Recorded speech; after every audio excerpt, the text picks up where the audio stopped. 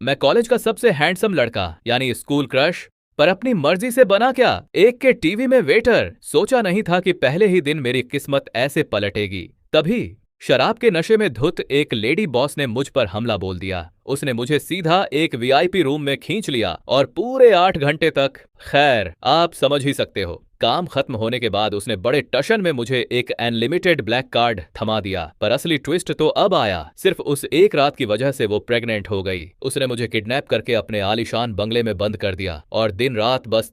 खैर, आज मेरा कॉलेज में स्पोर्ट्स डे था, पर उसने मुझे बीच में ही बाहर बुला लिया। मैं डरते डरते उसकी कार के पास गया। गेट खोलने की हिम्मत ही नहीं हो रही थी कि तभी अचानक गेट अंदर से खुला। एक हाथ ने मुझे झटके से अंदर खींच लिया और सीधे पीछे वाली सीट पर ले जाकर दबा दिया। उसने मुझे सीट से सटाते हुए गुस्से में कहा, जांगलू, तुम्हारी हिम्मत कैसे हुई किसी और लड़की को खुद को छूने देने की? मैंने घबराते हुए कहा, वैन मिंग, मेरी बात तो सुनो। जैसा तुम समझ रही हो वैसा कुछ नहीं है। अब क्या सफाई दोगे तुम? वो चिल्लाई। मैंने अपनी आंखों से देखा है, आज के बाद तुम घर से बाहर कदम नहीं रखोगे और कॉलेज जाने की भी कोई जरूरत नहीं है। मैंने मिन्नतें करते हुए कहा, मेरा और शेन रांड सीनियर का कोई चक्कर नहीं है। वो तो बस मुझे थका हुआ देखकर हवा कर रही थी। पर वैन मिंग का चेहरा बर्फ की तरह ठंडा था। उसने बड़ी बेरहमी से मुझे अपने नीचे दबा लिया और मेरे कान के पास फुसफुसाकर बोली, उसने तुम्हें छुआ? तुम्हें पता है कल जिसने तुम्हें हाथ लगाया था उसके हाथ अब सलामत नहीं है। अब तुम ही बताओ, तुम्हारे इस सीनियर का क्या हाल करूं? मेरे पास कहने को कुछ बचा ही नहीं था। मैंने हार मान ली और उसकी मखमली कमर को अपनी बाहों में भर लिया। मैं बस चुपचाप उसकी गर्दन को चूमने लगा। न जाने कितनी बार ऐसा हो चुका था। भले ही ये सब मेरी मर्जी के खिलाफ था, पर अब यही मेरी हकीकत थी। मैं अच्छी तरह जानता था कि वैन मिंग की कमजोरी क्या है। जैसे ही मैंने उसे चूमना शुरू किया, उसके माथे का गुस्सा धीरे धीरे गायब होने लगा और उसके चेहरे पर एक सुकून सा छा गया। उसने कसकर मुझे अपनी बाहों में भर लिया और अपने करीब खींच लिया। मैंने अपनी आंखें बंद कर लीं। उसकी बॉडी से आने वाली वो धीमी सी मिल्की खुशबू मुझे हमेशा से पसंद थी। जैसे जैसे हमारे बीच नजदीकियां बढ़ने लगीं, उसके असिस्टेंट सुकी ने मामला भांप लिया। वो तुरंत गाड़ी से नीचे उतरा और चुपचाप दरवाजा बंद कर दिया। पीछे खड़ी गाड़ियों के ड्राइवर हैरान होकर पूछने लगे, अरे भाई, गाड़ी आगे क्यों नहीं बढ़ रही? क्या हुआ? सुकी ने मुस्कुराते हुए उन्हें टाला और कहा, चुपचाप इंतजार करो, मैडम को अभी एक बहुत जरूरी काम निपटाना है। सुकी ने मन ही मन सोचा, लगता है ये मामला लंबा खींचेगा, तब तक एक झपकी ही ले लेता हूँ। मैडम के ये छोटे मियाँ जब भी साथ होते हैं तो समझो दोपहर तक का प्रोग्राम सेट है। आजकल के जवान भी ना, सच में इसकी ताकत का कोई जवाब नहीं। प्रेग्नेंट होने के बावजूद ये रुकने का नाम नहीं ले रही। मेरा चेहरा शर्म से लाल हो चुका था। मैंने दबी आवाज में कहा, वैन मिंग, सुनो ना, मुझे शेन रान सीनियर में कोई दिलचस्पी नहीं है। वो तो बस मेरा ख्याल रख रही थी। प्लीज उनके हाथ मत तुड़वाना। मेरी बात सुनते ही उसकी आंखें सुलग उठीं। तुम उस शेन रान के लिए मुझसे भीख मांग रहे हो? क्या तुम सच में उसे पसंद करने लगे हो? नहीं, ऐसा नहीं है। मैं हद्दबद्धा गया।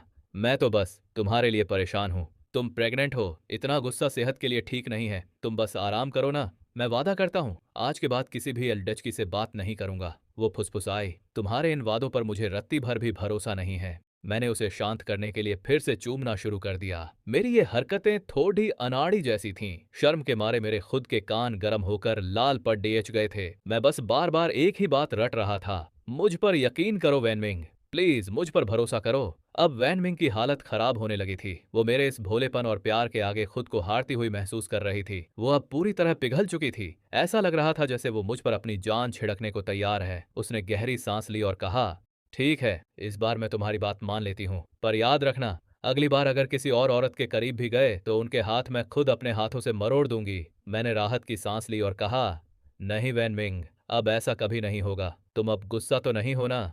गुस्सा तो अभी भी हूँ। वो शरारत भरी नजरों से मुझे देखते हुए बोली, लेकिन मेरा गुस्सा शांत करने का एक तरीका है। अब ये तुम्हारे ऊपर है कि तुम वो कर सकते हो या नहीं। मैंने जोश में कह दिया, क्या तरीका है? मैं पक्का करूंगा। तभी वैनमिंग ने मेरे कान के पास झुककर धीरे से कुछ कहा। उसकी बात सुनते ही मेरी आंखें फटी की फटी रह गईं। मैं हड्डबद्धाकर चिल्ला उठा, क्या अभी? पर हम गाड़ी में हैं और वो भी स्कूल के गेट के सामने। मुझे थोड़ी देर में बास्केटबॉल मैच के लिए जाना है। क्या हम ये रात को घर पर नहीं कर सकते? वैनमिंग की ये डिमांड बहुत ज्यादा थी। ऊपर से मुझे ये सब करना आता भी नहीं था, क्योंकि हमेशा वही शुरुआत करती थी और मैं बस। उसने तिरछी नजर से मेरी तरफ देखा और बड़े हक से बोली, तुम्हारा मैच तो दोपहर में है ना, अभी तो बहुत वक्त है। आखिरकार मुझे उसके आगे घुटने टेकने ही पड़े। मैं मन ही मन सोच रहा था, ये औरत भी ना, प्रेग्नेंट होने के बावजूद इतनी जिद, कहीं बच्चे को कुछ हो गया तो? मैंने डरते डरते वैन मिंगो के पेट पर हाथ फेरा। उसने ढीले ढाले कपड़े पहने थे, पर फिर भी उसकी हलचल साफ महसूस हो रही थी। अब मेरे पास कोई रास्ता नहीं था। मैंने कांपते हाथों से उसकी शर्ट के बटन खोलने शुरू किए। यकीन मानो, डर के मारे मेरे हाथ थर थर कांप रहे थे। मैं बार बार खिड़की से बाहर देख रहा था। सामने ही कॉलेज का गेट था और लोग आ जा रहे थे। ये सब कितना खतरनाक और अजीब लग रहा था, सोचकर भी यकीन नहीं होता। जो वैन मिंग ऑफिस की मीटिंग्स में इतनी हाई क्लास और कोल्ड नजर आती है, जिसे पूरी दुनिया एक सख्त बिजनेस टाइकून मानती है, वो मेरे साथ होते ही इतनी बदल कैसे जाती है। मेरे सामने तो वो किसी जादूगरनी की तरह बन जाती है, जो बस मुझे अपने वश में करना जानती है। मेरे हाथ बस यूं ही कांप रहे थे। मुझे तो समझ ही नहीं आ रहा था कि करना क्या है।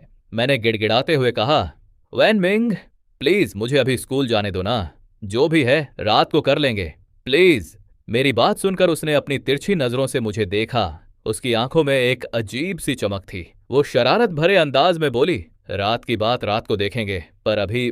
सच कहूं तो मुझे कुछ नहीं आता था और आखिर में वैन मिंग को ही सब संभालना पड़ा। उसने मुझे इतनी देर तक उलझाए रखा कि जब मैं गाड़ी से बाहर निकला तो दोपहर हो चुकी थी। पूरे 3 घंटे बीत गए थे। ये औरत तो जैसे रुकने का नाम ही नहीं लेती। गाड़ी से उतरते वक्त शर्म के मारे मेरे कान लाल हो चुके थे। मैंने सुखी की तरफ देखते हुए कहा, सुखी दीदी, मैं स्कूल जा रहा हूँ, आप प्लीज वैन मिंग को घर ले जाइए, उसे लंच भी करना होगा। सुखी ने मुस्कुराते हुए जवाब दिया, ठीक है जियांगलू बाबा, आप जाइए, पर ध्यान रखिएगा रात को देरी ना हो जाए। जब मैं मैच खत्म करके शाम को घर पहुंचा तो वहां सन्नाटा था। वैन मिंग कहीं नजर नहीं आ रही थी। मैंने परेशान होकर अपने पास खड़े तभी मैंने एक नौकरानी से पूछा, वैन मिंग कहाँ है? उसने घबराते हुए जवाब दिया, जियांगलू बाबा, मैडम आज दोपहर को ही सिटी हॉस्पिटल गई हैं। शायद उनके पेट में बहुत तेज दर्द उठा था। उसकी बात सुनते ही मेरे पैरों तले जमीन खिसक गई। चेहरा डर के मारे सफेद पड़ गया। मेरे मन में बस एक ही ख्याल आ रहा था, कहीं वैन मिंग और बच्चे को कुछ हो न गया हो। पता मिलते ही मैं पागलों की तरह हॉस्पिटल की तरफ भागा। वहां पहुंचा तो देखा सुकी और उसके 8 आदमी गेट पर ही पहरा दे रहे थे। वो सब एक लाइन में खड़ी डीढे थे, जिन्हें देखकर ही एक जबरदस्त डर और दबाव महसूस हो रहा था। सुकी ने मुझे देखते ही कहा, जियांगलू बाबा, आप आ गए, जाइए अंदर जाइए। मैंने कांपते हाथों से दरवाजा खोला। अंदर वैन मिंग बेड पर एकदम शांत लेटी हुई थी। उसका चेहरा पीला पड़ी हो चुका था और होठों की वो लाली भी गायब थी। वो हमेशा की तरह दबंग नहीं, बल्कि एक कमजोर और मासूम बीमार परी जैसी लग रही थी। मैं सच कहूं तो उस पल मेरा दिल बैठ गया। मुझे वाकई उसके लिए बहुत बुरा लग रहा था। मैंने दबे पांव उसकी तरफ बढ़ना शुरू किया। वैन। मेरे कदम रखते ही वैन मिंग ने शायद मेरी आहट महसूस कर ली। उसने धीरे से अपनी आंखें खोली और बड़ी कमजोर आवाज में पूछा, जियांगलू, तुम यहाँ कैसे आए? मैं तुरंत उसके पास बैठ गया और घबराहट में उसका हाथ थाम लिया। मैंने कहा, तुम्हारे पेट में दर्द था तो तुमने मुझे बताया क्यों नहीं? मैं कितना डर गया था। वैन मिंग ने धीरे से हाथ उठाया और मेरे गालों को सहलाते हुए मुस्कुराकर बोली, अरे आज तो तुम्हारा स्पोर्ट्स डे था ना, मैं तुम्हें परेशान नहीं करना चाहती थी, और वैसे भी कोई बड़ी बात नहीं है। बस वो सुबह गाड़ी में कुछ ज्यादा ही जोश दिखा दिया था ना, उसी की वजह से थोड़ा दर्द उठा। क्या गाड़ी की वजह से? मैं हकबका गया। वो शरारत से बोली, हाँ तुम कुछ ज्यादा ही कमाल कर रहे थे आज तो। उसकी बात सुनकर मुझे गाड़ी वाला वो एक एक सीन याद आने लगा और मेरा पूरा चेहरा शर्म से लाल हो गया। मैंने बुदबुदाते हुए कहा, पर वो तो तुमने ही जिद की थी ना, मुझे तो कुछ आता भी नहीं था। तभी वैन मिंग ने अपने पेट की तरफ इशारा किया और गंभीर होकर बोली, लगता है तुमने बेबी को परेशान कर दिया। मैं एकदम से घबरा गया।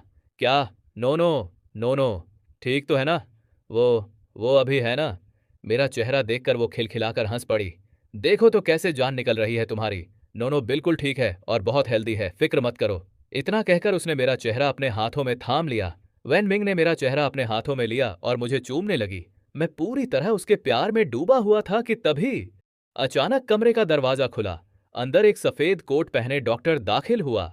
जी यान ली। उसने हमें देखते ही जोर से गला साफ किया। खूं खूं। उसे देखते ही जैसे मुझे करंट लगा। मैंने तुरंत वैन मिंग को पीछे धकेला और एक शरीफ बच्चे की तरह बेड के किनारे दुबक कर बैठ गया। शर्म के मारे मेरे कान और चेहरा तप रहे थे। डॉक्टर ने मुझे ऊपर से नीचे तक देखा और तंज कसते हुए बोला, तो वैन मिंग, यही है तुम्हारा वो छोटा मियाँ, स्मॉल बॉयफ्रेंड? देखो, मुझे तुम दोनों को एक बात याद दिलानी पड़ेगी, थोड़ा कंट्रोल रखो। अभी तुम प्रेग्नेंट हो, ये सब हंगामा बच्चे के होने के बाद कर लेना। शुक्र मनाओ कि इस बार बात ज्यादा नहीं बिगड़ी। वैन मिंग को यह टोकना बिल्कुल पसंद नहीं आया। उसने वहीं से डॉक्टर को झिड़क दिया, जी यान ली, अब तुम मुझे सिखाओगे कि मुझे क्या करना है। मेरी जो मर्जी होगी मैं वो करूंगी। अब चुपचाप यहाँ से दफा हो जाओ। डॉक्टर ने हार मानते हुए हाथ ऊपर कर दिए। जी जी वैन मिंग जी, मैं जा रहा हूँ, आप दोनों को डिस्टर्ब नहीं करूंगा। वो जैसे ही मुड़ा, उसने अपने सीने पर हाथ रखा और एक लंबी सांस ली। उसका दिल डर के मारे जोर जोर से धड़क रहा था। उसने मन ही मन सोचा, बाप रे, ये तो शेरनी है। जियानली ने अपने माथे का पसीना पोंछा और बुदबुदाया।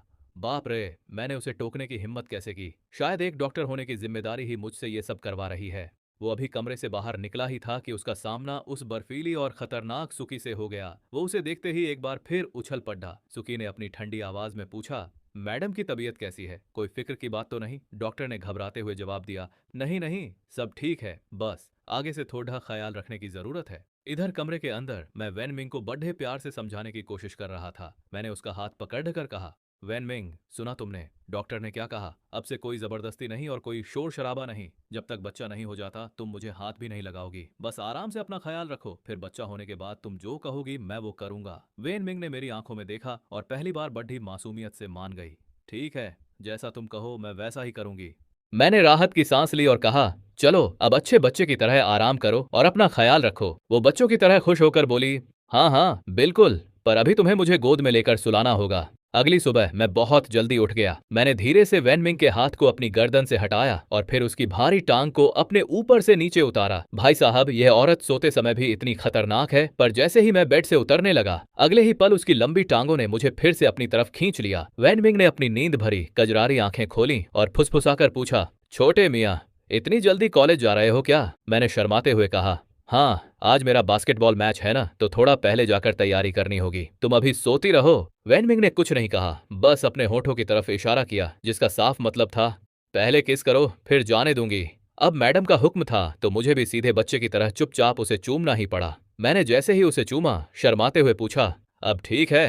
वैन मिंग ने शरारत से अपनी आंखें झपकवाईं और बोली, हाँ, अब जा सकते हो, पर याद रखना तुम्हारा बास्केटबॉल मैच देखने मैं खुद आऊंगी, इसलिए अच्छे से खेलना। कमरे से बाहर निकलकर मैं सीधा लिफ्ट की तरफ बढ़ा। वैन मिंग हॉस्पिटल के सबसे टॉप फ्लोर वाले वीआईपी वार्ड में एडमिट थी। लिफ्ट नीचे आ रही थी कि अचानक सेकंड फ्लोर पर जाकर रुक गई। जैसे ही लिफ्ट का दरवाजा खुला, सामने एक ऐसा चेहरा था जिसे देखकर मेरे होश उड्डे डेच गए। ये मेरे सौतेले माता पिता और उनका परिवार था। मुझे देखते ही उस औरत के चेहरे पर एक कमीनी मुस्कान आ गई। अरे देखो तो, ये आवारा जियांगलू भी यहीं घूम रहा है। मैंने अपनी शालीनता बनाए रखी और बस इतना ही कहा, नमस्ते आंटी, नमस्ते अंकल। पर वो औरत कहाँ मानने वाली थी। वो बनावटी हंसी हंसते हुए ताना मारने लगी। सुनो जियांगलू, मैंने सुना है कि तुम्हारी वजह से जियांग हुआई को 3 किलोमीटर की लंबी रेस में भाग लेना पड़ा। बेचारी थक कर वहीं बेहोश हो गई। तुम उससे इतनी नफरत क्यों करते हो? मैंने तुरंत पलटकर जवाब दिया, आंटी, जियांग हुआई ने अपनी मर्जी से रेस में हिस्सा लिया था। वो क्लास की मॉनिटर है तो वो बस अपनी जिम्मेदारी निभा रही थी। इसमें मेरा कोई हाथ नहीं है। मैंने अपनी बात पूरी करते हुए कहा, मैच में एक प्लेयर कम था, इसलिए उसने खुद आगे बढ़कर अपना नाम दे दिया। क्या उसने आपको ये सब नहीं बताया? बकवास बंद करो, वो औरत चिल्लाई। साफ साफ दिख रहा है कि तुमने ही मेरी बच्ची को मजबूर किया था। ये जिम्मेदारी और मॉनिटर वाली कहानियां तुम बस अपनी खाल बचाने के लिए बुन रहे हो। मैंने सीधे अंकल की तरफ देखा और कहा, अंकल, मैं सच कह रहा हूँ। अगर आपको मुझ पर यकीन नहीं है तो आप मेरी क्लास के किसी भी दूसरे स्टूडेंट से पूछ सकते हैं। मेरी ये बेबाकी देखकर उस औरत का पारा 7वें आसमान पर पहुंच गया। उसने आव देखा न ताव, सीधे अपना हाथ हवा में लहराया। जुबान लड़ाता है कमीने, तुम्हारी इतनी हिम्मत? वही पुराना जाना पहचाना थप्पड़। बचपन में न जाने कितनी बार इस हाथ ने मेरे गालों को लाल किया था। मुझे हमेशा बेबस पाकर ये लोग ऐसे ही जुल्म करते थे, पर इस बार न जाने मुझ में कहां से इतनी ताकत आ गई। मैंने पलक झपकते ही अपना हाथ उठाया और हवा में ही उसकी कलाई को कसकर दबोच लिया। उस औरत की आंखें फटी की फटी रह गईं। उसे अपनी आंखों पर यकीन ही नहीं हो रहा था। जो लड़का कल तक उनके पैरों की जूती बना रहता था, जिसे वो जब चाहे मार लेते थे, आज उसने पलटकर वार रोक दिया था। उस औरत के दिमाग के सारे पुर्जे हिल गए थे। वो मन ही मन सोच रही थी, इस अनाथ की इतनी हिम्मत कि आज ये मुझ पर हाथ उठाने लगा। पास खड़ी जियांग हुआई के भी होश उड़ चुके थे। वो फटी आंखों से देख रही थी कि ये डरपोक जियांगलू, जो हमेशा भीगी बिल्ली बना रहता था, आज उसकी माँ का रास्ता रोकने की हिम्मत कर बैठा। मैंने उसकी कलाई को झटके से पीछे धकेला और अंकल की तरफ देखकर ठंडे लहजे में कहा, अंकल, मैंने अभी साफ साफ समझा दिया था कि इस पूरे मामले में मेरी कोई गलती नहीं है। तभी वो औरत दर्द से कराहते हुए फिर से चीखी, कमीने, क्या अब मैं तुम्हें तमीज भी नहीं सिखा सकती? ये मत भूलो कि मैं तुम्हारी सौतेली माँ हूँ। मेरा पूरा हक है तुम पर हाथ उठाने का। मैंने उसकी तरफ देखा। मेरी आंखों में कोई खौफ नहीं था। मैंने मुस्कुराते हुए कहा, माँ, कैसा हक? आप शायद भूल रही हैं कि आप लोगों ने मेरा नाम अपने राशन कार्ड और ह्यूकूबैन फैमिली डॉक्यूमेंट्स से बहुत पहले ही काट कर फेंक दिया था। अब मेरा नाम सिर्फ मेरी दादी के साथ जुड़ा है। कानूनी तौर पर आप मेरी कुछ नहीं लगती। मैंने साफ कह दिया, जब आपका मुझसे कोई रिश्ता ही नहीं है तो आपको मुझे सजा देने का भी कोई हक नहीं है। जियांगलू, तुम नीच और एहसान फरामोश हो। वो औरत गुस्से से कांपने लगी। उसने आव देखा न ताव अपना दूसरा हाथ भी हवा में उठा दिया, लेकिन इस बार जियांग पिता ने आगे बढ़कर उसका हाथ पकड़ लिया। उन्होंने अपनी भौहें सिकोड़ते हुए कहा, बस करो, अब और तमाशा मत बनाओ। जियांगलू ने साफ साफ बता दिया है कि रेस में हिस्सा लेने की जिद जियांग हुआई की खुद की थी। वो क्लास की मॉनिटर है तो अपनी क्लास के लिए इतना तो करेगी ही। इसमें तुम जियांगलू को दोष नहीं दे सकती। वो औरत अपने पति पर ही भड़क उठी। अरे वाह, अब आप भी इस जियांगलू की तरफदारी कर रहे हैं। बहुत अच्छे। अपने सगे बच्चों की आपको कोई फिक्र नहीं है और इस लावारिस के लिए मुझसे लड़ रहे हैं। मैंने उसकी आंखों में आंखें डालकर बड़े शांत लेकिन कड़क लहजे में कहा, आंटी, आप यहाँ गलत हैं। मैं लावारिस नहीं हूँ। मेरे असली माता पिता मुझे बहुत प्यार करते हैं और वो आज भी मुझे ढूंढ रहे होंगे। वो औरत जहरीली हंसी हंसते हुए बोली, तुम्हें ढूंढ रहे होंगे? क्या बकवास है। तुम्हें तो पैदा होते ही कचरे की तरह फेंक दिया गया था। कोई नहीं आने वाला तुम्हें ढूंढने। उसकी ये कड़वी बातें सुनकर मैंने अपनी पलकें झुका लीं, पर मेरे दिल में कोई दुख नहीं था। मैंने मन ही मन सोचा, मैं लावारिस नहीं हूँ। मुझे प्यार करने वाले लोग हैं। मेरी दादी हैं, वैन मिंग है, और बहुत जल्द मेरी अपनी एक प्यारी सी बेटी भी इस दुनिया में आने वाली है। तभी जियांग पिता ने अपनी पत्नी को डांटते हुए कहा, तुम बस भी करोगी या नहीं? तुम्हारा दिमाग खराब हो गया है क्या? जियांग लू ने अपनी मेहनत से शहर के सबसे बेस्ट कॉलेज में एडमिशन लिया है। वो अपनी जिंदगी में बहुत आगे जाएगा। अगर उसके सगे माता पिता उसके साथ नहीं हैं, तो इसका मतलब ये नहीं कि तुम उसका इस तरह तमाशा बनाओगी। वो औरत पागलों की तरह चिल्लाई। अच्छा, तो अब आप भी जियांगलू की टीम में शामिल हो गए। तुम सब के सब इस लावारिस के सगे बन रहे हो। जियांग हुआई, चल यहाँ से। लिफ्ट काफी देर पहले ही रुक चुकी थी। वो औरत गुस्से में पैर पटकती हुई जियांग हुआई का हाथ पकड़कर लिफ्ट से बाहर निकल गई। लिफ्ट से बाहर निकलते ही अंकल का चेहरा शर्म से पीला पड़ चुका था। उन्होंने माहौल को संभालने के लिए जबरदस्ती मुस्कुराते हुए कहा, जियांगलू, तुम अपनी माँ की बातों का बुरा मत मानना। वो बस जियांग हुआई की हालत देखकर थोड़ी परेशान हो गई थी। वैसे तुम यहाँ हॉस्पिटल में क्या कर रहे हो? मैंने शांत होकर जवाब दिया, अंकल, मेरी एक दोस्त बीमार है, बस उसी को देखने आया था। उन्होंने आगे कहा, अच्छा, देखो, जब भी तुम्हें वक्त मिले घर आया करो। मैंने आज भी तुम्हारे लिए घर में एक कमरा तैयार रखा है। तुम जब चाहो रहने आ सकते हो। मैंने बस इतना ही कहा। शुक्रिया अंकल। उन्होंने मेरे कंधे पर हाथ रखा और भावुक होकर बोले, मैंने तुम्हें अपने सामने बड़ा होते देखा है। तुम मेरे लिए मेरे अपने बच्चे जैसे ही हो। चलो, मैं अब निकलता हूँ। कभी भी कोई जरूरत हो तो बेझिझक मुझे फोन कर लेना। उनसे अलग होकर मैं जैसे ही हॉस्पिटल के गेट से बाहर आया, वहां वैन मिंग की आलीशान रोल्स रॉयस फैंटम खड़ी मेरा इंतजार कर रही थी। मैं सीधा गाड़ी की तरफ बढ़ा और हॉस्पिटल के बाहर निकलते ही वो औरत मुंह फुलाकर अपने पति पर बरस पड़ी। जियांग हुआई ने बताया कि उसका अभी बास्केटबॉल मैच है और वो कॉलेज चली गई। पर आप मुझे ये बताइए, अभी अंदर आप उस जियांगलू की इतनी चापलूसी क्यों कर रहे थे? देखा नहीं उसने हमारी बेटी का क्या हाल कर दिया है? अंकल ने उसे घूर कर देखा और बड़े शातिर अंदाज में कहा, तुम सच में बेवकूफ हो। जियांगलू अब इस शहर की सबसे बड़ी यूनिवर्सिटी में पढ़ रहा है। क्या पता कल को वो हमारे किसी काम आ जाए। थोड़ा अपना दिमाग चलाया करो और भविष्य के लिए एक रास्ता खुला रखा करो। तुम तो बस उसे लात मारकर खुद से दूर करने पर तुली हो। वो औरत नाक भौं सिकोड़ते हुए बोली, अरे छोड़ो भी, वो भिखारी लड़का भला हमारे क्या काम आएगा? अंकल के चेहरे पर एक कमीनी मुस्कान आ गई। वो धीरे से बोले, तुम्हें नहीं पता, शहर के दो सबसे बड़े रईस खानदान, गू परिवार और चू परिवार, हमारे बिजनेस में हाथ मिलाना चाहते हैं। लेकिन मुसीबत यह है कि हमारे पास सिर्फ एक ही बेटा है और मैं इन दोनों में से किसी भी डील को हाथ से नहीं जाने देना चाहता। अब तुम ही बताओ क्या करें? क्यों ना हम जियांगलू की शादी इनमें से किसी एक, अंकल ने अपनी बात आगे बढ़ाते हुए कहा, गु परिवार की वो लड़की अपने माँ बाप की इकलौती औलाद है। हमारा सगा बेटा जियांग हुआई तो उनके घर का जमाई बनकर नहीं जा सकता, लेकिन जियांगलू को तो हम भेज ही सकते हैं। उसका सीधा साधा स्वभाव ऐसा है कि हम उसे जैसे चाहें अपनी उंगलियों पर नचा सकते हैं। एक बार उसकी शादी वहां हो गई तो समझो पूरा गु परिवार हमारी मुट्ठी में होगा। ये सुनते ही उस औरत की आंखें चमक उठीं। अरे वाह, तो आपके दिमाग में ये खिचड़ी पक रही थी। लेकिन अगर उसने मना कर दिया तो? अंकल ने बड़े आत्मविश्वास से धीरे से कहा, फिक्र मत करो, जियांगलू के दिल में मेरे लिए थोड़ी बहुत इज्जत अभी भी बाकी है। वो मेरी बात कभी नहीं टालेगा। उधर कॉलेज में सुबह के ठीक 10 बजे बास्केटबॉल का पहला मैच शुरू होने वाला था। सभी टीमों के कोच और स्टूडेंट्स ग्राउंड में इकट्ठा थे। हमारे कॉलेज के काउंसलर स्टेज पर खड़े होकर पर्चियां निकाल रहे थे, जिससे यह तय होना था कि किस टीम का मुकाबला किससे होगा। वहां खड़े हमारे टीम के लड़के हाथ जोड़कर मन्नतें मांग रहे थे, ए भगवान, ऊपर वाले रहम करना, बस किसी तरह हमारा मैच सिविल इंजीनियरिंग तो मुक्स्याता वालों से न हो जाए। भाई, वो लोग पिछले कई सालों से लगातार चैंपियन बनते आ रहे हैं। ऊपर से उनकी टीम में जो थर्ड ईयर का सीनियर है ना। तभी एक लड़का बोला, हाँ भाई, वो थर्ड ईयर के सीनियर शू यू, एक चू यू, सुना है वो पहले प्रोफेशनल एथलीट रह चुके हैं। वो सिविल वाले बहुत खतरनाक हैं यार। हम एक्टिंग डिपार्टमेंट, परफॉर्मेंस डिपार्टमेंट वाले उनके सामने कहीं नहीं टिकते। लेकिन जैसे ही काउंसलर ने पर्ची खोली, हमारी किस्मत अच्छी थी। हमारा मुकाबला विजुअल कम्युनिकेशन डिपार्टमेंट से तय हुआ। ये सुनते ही हमारी टीम के कैप्टन त्यान चेंग ने चैन की सांस ली। उसने मेरे कंधे पर हाथ मारते हुए कहा, भाई जियांगलू, शुक्र है भगवान का कि सिविल वालों से पाला नहीं पड़ा, वरना पहले ही राउंड में हमारा बोरिया बिस्तर घोल हो जाता। मैंने थोड़ा सोचते हुए पूछा, क्या सच में वो सिविल वाले इतने ढाकड़ हैं? त्यान छेंग ने आंखें बड़ी करके कहा, और नहीं तो क्या, शुयू सीनियर एकदम प्रोफेशनल प्लेयर हैं भाई। मैंने मन ही मन सोचते हुए बस सिर हिला दिया। सच कहूं तो प्रोफेशनल तो मैं भी था। बचपन में जब एक बार मुझे जोर से बास्केटबॉल लगी थी, उसके बाद से मैंने छुप छुप कर पूरे 6 साल तक अकेले कोर्ट पर पसीना बहाया था। बस कभी किसी के सामने खेलने की हिम्मत नहीं हुई थी। आज पहली बार मैं किसी असली मैच में उतरने जा रहा था। जैसे ही हमारी टीम ग्राउंड में उतरी, चारों तरफ शोर मच गया। कॉलेज की कई खूबसूरत सीनियर्स और लड़कियां सिर्फ मुझे देखने के लिए वहां जमा थीं। लेकिन तभी जैसे ही मैंने सामने देखा, हैरानी की बात तो ये हुई कि सामने वाली टीम के खिलाड़ी पूरे ही नहीं हो पाए। उन्होंने मैच शुरू होने से पहले ही घुटने टेक दिए और अपनी हार मान ली। दोपहर को मैं जैसे ही कैंटीन में खाना खरीदने के लिए लाइन में लगा, तभी अचानक मेरा फोन बज उठा। स्क्रीन पर वैन मिंग का नाम था। मैंने फोन उठाते ही कहा,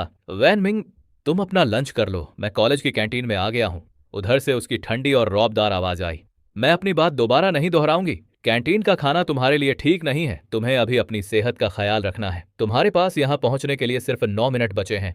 समय शुरू होता है अब। ये सुनते ही मेरे होश उड़ गए। मैंने आव देखा न ताव, वहीं से उल्टे पैर पागलों की तरह दौड़ लगा दी। मुझे अच्छी तरह पता था कि अगर मैं 1 मिनट भी लेट हुआ तो वो लेडी बॉस मुझे क्या सजा दे देगी। मन ही मन बस यही दुआ कर रहा था कि ये मेरा कॉलेज है, वो यहाँ आकर कुछ ज्यादा बवाल न खड़ा करे। पर मेरी किस्मत तो देखो, भागते भागते रास्ते में अचानक सामने शेन राण सीनियर आ गईं। वो अभी अभी बाहर से शॉपिंग करके लौट रही थीं और उनके हाथों में कुछ बैग्स थे। मुझे इस तरह बदहवास भागता देखकर उन्होंने टोका, अरे जियांगलू, इतनी हड़बड़ी में कहाँ भागे जा रहे हो? मैंने हाँफते हुए झूठ बोल दिया, अरे वो सीनियर, मैं जरा डिपार्टमेंट के ऑफिस जा रहा हूँ। मैंने बात संभालते हुए कहा, वो प्रोफेसर से कुछ जरूरी काम था, मुझे निकलना होगा। मैं आगे बढ़ने ही वाला था कि तभी शेन राण सीनियर ने अचानक मेरे हाथों में एक खाने का डिब्बा थमा दिया। वो मुस्कुराकर बोली, आज मैंने कुछ ज्यादा ही खरीद लिया था, तो एक बॉक्स तुम्हारे लिए, इसमें फ्रूट्स हैं। अच्छा, फ्रूट्स हैं? शुक्रिया सीनियर। मैंने जल्दी से वो बॉक्स लिया और वहां से रफू चक्कर हो गया। घड़ी की सुइयां टिक टिक कर रही थीं। पूरे 9 मिनट बीत चुके थे और मेरे पास आखिरी के कुछ सेकंड्स बचे थे। जैसे तैसे हाँफते हुए मैं सीधा कॉलेज के डायरेक्टर के वीआईपी ऑफिस के बाहर पहुंचा। वहां गेट पर हमेशा की तरह सुकी खड्डी थी। मैंने उसे देखते ही राहत की सांस ली और कहा, नमस्ते सुकी दीदी। सुकी ने मुस्कुराते हुए गेट खोला और धीरे से कहा, जांगलू बाबा, जल्दी अंदर जाइए, मैडम कब से आपका ही रास्ता देख रही हैं। मैं जैसे ही कमरे के अंदर गया, वहां सिर्फ वैन मिंग अकेली बैठी थी। आज उसने काले रंग की एक बेहद खूबसूरत और फिटिंग वाली लॉन्ग ड्रेस पहनी हुई थी। भाई साहब, उस लुक में वो इतनी कमाल लग रही थी कि उसे देखकर मेरे गले से थूक नीचे उतर गया। पर कम से कम दिल को तसल्ली हुई कि कमरे में उसके अलावा और कोई नहीं था, वरना मेरी तो सबके सामने बैंड बज जाती। शुक्र है कोई प्रोफेसर अंदर नहीं था, वरना मैं तो कहीं मुंह दिखाने लायक नहीं बचता। तभी वैन मिंग ने अपनी कातिल आंखें ऊपर उठाई और ठंडे लहजे में कहा, तुम पूरे 5 मिनट लेट हो जियांगलू। मैंने घबराते हुए सफाई दी, वो रास्ते में एक जानने वाली मिल गई थी, बस उसी से 2-4 बातें करने में देर हो गई। इतना कहकर मैंने वो फ्रूट्स वाला बॉक्स सीधे उसकी टेबल पर रख दिया और बात बदलने के लिए कहा, वैसे तुम यहाँ क्यों आई हो?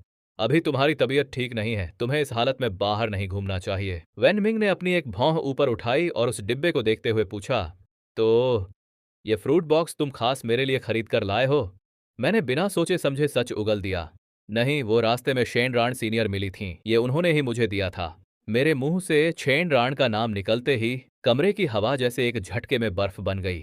चारों तरफ ऐसा सन्नाटा छा गया कि मुझे अपनी रीढ़ की हड्डी में एक ठंडी सिहरन महसूस होने लगी। डर के मारे मैंने कांपते हुए अपनी शर्ट के कॉलर को थोड़ा और समेट लिया। मुझे तुरंत एहसास हो गया कि मेरे मुंह से फिर कोई गलत बात निकल गई है। इससे पहले कि मैं कुछ संभाल पाता, वेन मिंग अपनी जगह से उठी और उसने मुझे सीधे सोफे पर दे मारा। वो मेरे ऊपर हावी होते हुए बेहद ठंडी आवाज में बोली, तो कॉलेज में हमारे छोटे मियाँ की कुछ ज्यादा ही डिमांड है। ये सीनियर्स खुद आगे बढ़ बढ़कर तुम्हारे लिए तोहफे ला रही हैं। जियांगलू, क्या तुम भूल गए कि तुम सिर्फ मेरे हो, सिर्फ और सिर्फ मेरे? इतना कहते ही उसने बेरहमी से मेरे होठों को अपने कब्जे में ले लिया। वो इतनी दीवानगी से मुझे चूम रही थी कि उसने मेरी सांसें ही छीन लीं। उसकी वो गहरी काली आंखें इस वक्त बेहद खतरनाक लग रही थीं। वो मेरे कानों के पास फुसफुसाई, मेरे जियांगलू, तुम सिर्फ मेरे हो। मेरा दम घुटने लगा था। मुझे समझ ही नहीं आ रहा था कि आखिर इस औरत के दिल में मेरे लिए इतनी तगदी सनक और दीवानगी क्यों है। हम तो पहले एक दूसरे को जानते तक नहीं थे, पर इस वक्त मेरे पास कोई रास्ता नहीं था। मैं बस बेबस होकर उसकी इस गिरफ्त में खुद को सौंपता चला गया। न जाने कितनी देर तक वैन मिंग मुझे पागलों की तरह चूमती रही। फिर अचानक वो पीछे हटी और गुस्से में चिल्लाई, इस डिब्बे को अभी के अभी यहाँ से हटाओ, फेंक दो इसे कचरे में। मैं बुरी तरह हाँफ रहा था। मैंने दबी आवाज में कहा, वैन मिंग, तुम खामख्वाह गलत समझ रही हो। खैर, अगर तुम्हें यह पसंद नहीं है तो मैं इसे सुकी दीदी को दे देता हूँ। इतना कहकर मैं तुरंत उस बॉक्स को लेकर बाहर आया और सुकी के हाथ में थमा दिया। सुकी तो एकदम सोच में पड़ गई कि भाई अंदर ऐसा क्या हुआ जो मुझे बैठे बिठाए फ्रूट्स का डिब्बा मिल गया। मैं वापस अंदर आया और वैन मिंग को शांत करते हुए बोला, वैन मिंग, अब गुस्सा थूको भी। इतना गुस्सा करोगी तो हमारे बेबी की सेहत पर असर पड़ेगा ना। मैंने वो फ्रूट्स सुकी दीदी को दे दिए हैं। खाना बर्बाद करना अच्छी बात नहीं होती ना। मैंने बड़े प्यार से उसे मनाया और अपनी बाहों में समेट लिया। फिर उसके गोरे से माथे पर एक छोटा सा किस किया और धीरे से फुसफुसाया, मैं सिर्फ तुम्हारा हूं, हमेशा के लिए। मैंने उसके गले लगकर कहा, मैं सिर्फ तुम्हारा बॉयफ्रेंड हूं और किसी का नहीं। आखिरकार मेरी ये दो चार बातें काम कर गईं और वैन मिंग का गुस्सा पल भर में गायब हो गया। वो मेरा हाथ पकड़कर टेबल की तरफ ले गई और हम दोनों साथ में लंच करने बैठे। उसे इस तरह शांत देखकर मैंने चैन की सांस ली और मन ही मन सोचा, चलो इस लेडी बॉस को जैसे तैसे काबू में कर लिया। सच कहूं तो वैन मिंग ज्यादातर समय बहुत अच्छी रहती है और मेरा बहुत ख्याल भी रखती है, पर जब बात जान यू पजेसिवनेस की आती है तो वो बिल्कुल किसी यादेरे सन की प्रेमिका की तरह बर्ताव करने लगती है। खाना खाते खाते अचानक उसने मेरी तरफ एक ऐसी कातिल नजरों से देखा जिसका इशारा मैं तुरंत समझ गया। उसे देखते ही शर्म के मारे मेरे कान गर्म होकर लाल पड्डी एच गए। मैंने घबराते हुए अपना डिब्बा बंद किया और कहा, वैन मिंग, मेरा पेट भर गया है, मुझे अब निकलना चाहिए, तुम आराम से खाओ। उसने अपनी कुर्सी मेरी तरफ सरकाई और बिल्कुल करीब आते हुए बोली, पेट भर गया तो सीधे चल दिए, क्या तुम कुछ भूल नहीं रहे हो छोटे मियाँ? वो मेरे इतनी पास आ गई थी कि उसकी बॉडी मेरे हाथ से पूरी तरह टच हो रही थी। मैंने हड्ड बद्धाकर चारों तरफ देखा और धीरे से कहा, वैन मिंग, तुम ये क्या सोच रही हो? ये कॉलेज का ऑफिस है, यहाँ ऊपर देखो, कैमरा लगा हुआ है। वैन मिंग ने शरारत से अपने होठों पर जुबान फेरी और मुस्कुराते हुए बोली, फिक्र मत करो छोटे मियाँ, इस कमरे का कैमरा मैंने पहले ही बंद करवा दिया है। आज दोपहर को मैं तुम्हारे लिए इतना शानदार लंच लेकर आई हूँ तो क्या बदले में मुझे कोई इनाम नहीं मिलेगा? मैंने घबराकर पीछे हटते हुए कहा, नहीं वैन मिंग, मुझे सच में अब जाना होगा। अगर किसी ने हमें इस तरह देख लिया तो बहुत बवाल हो जाएगा। देख लिया तो देख लिया, मुझे रत्ती भर भी परवाह नहीं है, वो मेरे और करीब आते हुए बोली। कॉलेज लाइफ में शादी करने और बच्चे पैदा करने वाले क्या दुनिया में लोग नहीं होते? इतना कहते ही वो एक बार फिर मुझ पर हावी होने लगी। मुझे अंदर से बहुत शर्म आ रही थी। मेरा दिल जोर जोर से धड़क रहा था कि नहीं, कॉलेज के अंदर तो ये सब बिल्कुल नहीं होना चाहिए। किसी को भी हमारे इस रिश्ते की भनक नहीं लगनी चाहिए। मेरी इस घबराहट को देखकर वैन मिंग ने प्यार से मेरा हाथ थाम लिया। उसकी आवाज एकदम नर्म हो गई। वो बोली, अच्छा बाबा ठीक है, मैं वादा करती हूँ कि जब तक तुम नहीं चाहोगे कॉलेज में किसी को हमारे रिश्ते के बारे में पता नहीं चलेगा। तुम बिना किसी टेंशन के अपनी पढ़ाई पूरी करो। अब जाओ खुश। तब जाकर मेरी जान में जान आई। मैं तुरंत खड़ा हुआ और उस वीआईपी ऑफिस से बाहर की तरफ भाग निकला। जैसे ही मैं बाहर आया, गेट पर खड़ी सुकी ने मेरी तरफ देखा। मेरे लाल टमाटर जैसे चेहरे को देखकर, मेरे लाल टमाटर जैसे कान देखकर सुकी सब समझ गई। उसे अच्छे से पता था कि अंदर मैडम ने अपने इस छोटे मियाँ के साथ क्या किया है। सुकी ने मन ही मन सोचा, बाप रे, ये लड़का अभी मुश्किल से 18-19 साल का है और मैडम तो इसके पीछे हाथ धोकर पड़ी हैं। बेचारे बच्चे पर तरस आता है मुझे। मैडम की नजर इस पर बहुत पहले से थी, तभी तो मौका पाकर सीधा इसे अपने बेड पर पहुंचा दिया। और अब तो बात इतनी बढ़ गई है कि दोनों का बच्चा भी आने वाला है। सुकी ने अफसोस में अपना सिर हिलाया और बुदबुदाई, अब तो ये बच्चा चाहकर भी मैडम के चंगुल से भाग नहीं सकता। इसकी पूरी लाइफ सेट भी है और खत्म भी। सच में बड़ा रहम आता है इस मासूम पर। खैर, मैं वहां से भागकर सीधा अपनी टीम के पास वापस आ गया। मुझे देखते ही त्यान छेंग ने अपनी जेब से एक डिब्बा निकाला और मेरे कंधे पर हाथ मारते हुए बोला, अरे जांगलू, तूने अभी तक दोपहर का खाना नहीं खाया था ना? देख, मैं तेरे लिए कैंटीन से पैक करवा कर लाया हूँ। मैंने झेंपते हुए कहा, अरे शुक्रिया छेंग भाई, पर मैं खाना खा चुका हूँ। क्या तू खाना खा भी आया? त्यान छेंग ने हैरान होकर आंखें बड़ी कर लीं। भाई, इतनी जल्दी तू कैंटीन गया और खाकर वापस भी आ गया? तू गया कब था? उसका यह सवाल सुनते ही मेरी सिट्टी पिट्टी गुम हो गई। मैं बस अंदर ही अंदर चोरों की तरह अपना दिल थाम कर रह गया। तो दोस्तों, कहानी में आगे क्या होने वाला है, इसका नेक्स्ट एपिसोड सीधे मेरे दूसरे चैनल पर आएगा। और हाँ, इस बार वीडियो छोटी मोटी नहीं बल्कि पूरे 1 घंटे की होने वाली है। अब आप सोच रहे होंगे कि ये धमाकेदार एपिसोड कब आएगा, तो भाई कल ही आ जाएगा। तो देर किस बात की, मेरे दूसरे चैनल का लिंक बायो और नीचे कमेंट बॉक्स में पिन किया हुआ है। अभी जाओ, लिंक पर क्लिक करो और चैनल को विजिट करो। वहां पर ऐसी ही और भी बहुत सारी कमाल की स्टोरीज आपका इंतजार कर रही हैं। आराम से बैठो और उन्हें एंजॉय करो। चलो मिलते हैं कल एक और नई धमाकेदार वीडियो में। तब तक के लिए बाय बाय दोस्तों।